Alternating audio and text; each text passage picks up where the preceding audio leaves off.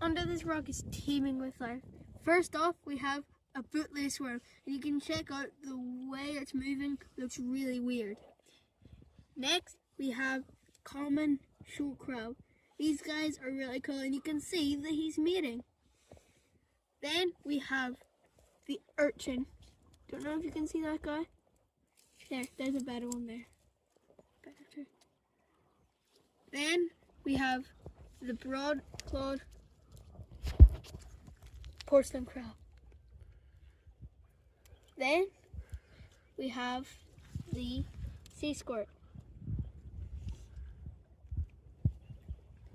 Then we have this common sea star. Then we have queenie scallops.